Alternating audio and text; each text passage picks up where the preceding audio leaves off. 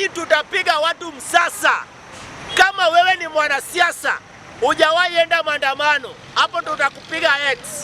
Huwezi kuwa presidential candidate. Mnanisikiza vizuri?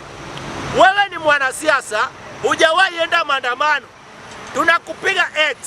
Kama William Samoei Ruto, wewe tumekupiga X 2027, huwezi kuwa president hapa Kenya. Kalonzo Musyoka, wewe tunajua umewahi enda maandamano, lakini ulienda maandamano na baba.